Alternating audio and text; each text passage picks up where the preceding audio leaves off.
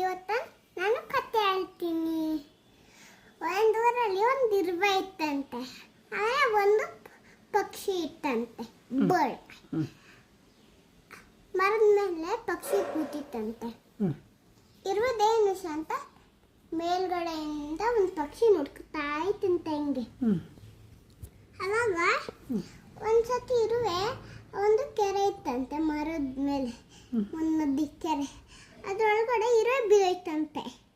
ಅವಾಗ ಪಕ್ಷಿ ಅದು ನೋಡ್ಕೊತಂತೆ. ಅವಾಗ ಪಕ್ಷಿ ಮರದಿಂದ ಒಂದು ಲೀಫ್ ಕಿತ್ಬಿಟ್ಟೆಲೆ ಅದ್ರೊಳಗಡೆ ತೇಲಕ್ಕೆ ಆಗ್ತಂತೆ. ಅದು ಇರುವೆ ಬಂದ್ಬಿಟ್ಟು ಆ ಲೀಫ್ ಮೇಲೆ ಕೂತ್ಕೋತಂತೆ. ಅವಾಗ ಲೀಫ್ ಕರ್ಕೊಂಡು ಹೋಗ್ಬಿಟ್ಟು ಬಿಡ್ತಂತೆ ಅಲ್ಲಿ ಲೀಫು.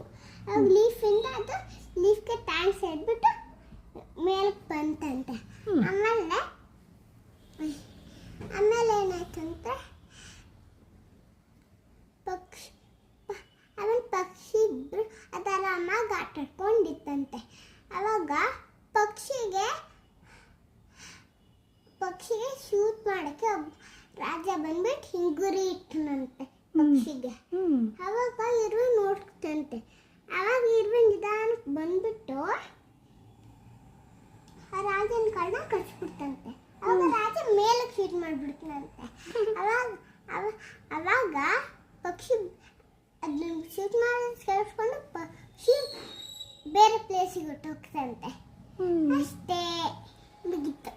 ಓಕೆ ನಮ್ಮಮ್ಮ, ಥ್ಯಾಂಕ್ಸ್ ಫಾರ್ ಯು ವಾಚಿಂಗ್.